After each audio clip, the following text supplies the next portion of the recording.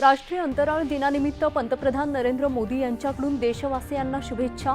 जागतिक स्तरावर देशातल्या विस्तारणाऱ्या अंतराळ क्षेत्राचं महत्त्व केलं अधोरेखित। परराष्ट्र मंत्री डॉक्टर एस जयशंकर आजपासून रशियाच्या 2 दिवसाच्या अधिकृत दौऱ्यावर होणार रवाना। भारत रशिया आंतर सरकारी आयोगाच्या 27व्या सत्राचं भूषवणार सहअध्यक्षपद। भारत चीन दरम्यानच्या चांगल्या संबंधांसाठी सीमावर्ती भागात शांतता आणि सुव्यवस्था ही पूर्व अट असून द्विपक्षीय संबंध स्थिर राखण्यात दोन्ही देशांचं हित असल्याचं परराष्ट्र मंत्री डॉक्टर एस जयशंकर यांचं प्रतिपादन। भारताच्या यजमानपदाखाली आज आंध्र प्रदेशातल्या विशाखापट्टणम इथं ब्रिक्स क्रीडा मंत्र्यांच्या बैठकीचं आयोजन। ब्रिक्सच्या 11 सदस्य देशांचे क्रीडा मंत्री आणि प्रतिनिधी राहणार उपस्थित।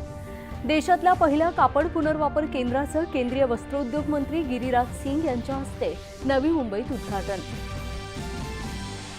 उपमुख्यमंत्री एकनाथ शिंदे यांनी शालेय शिक्षण मंत्री दादा भुसे आणि शिक्षण विभागातल्या वरिष्ठ अधिकाऱ्यांसोबत राज्यातल्या शिक्षण क्षेत्राचा घेतला सविस्तर आढावा।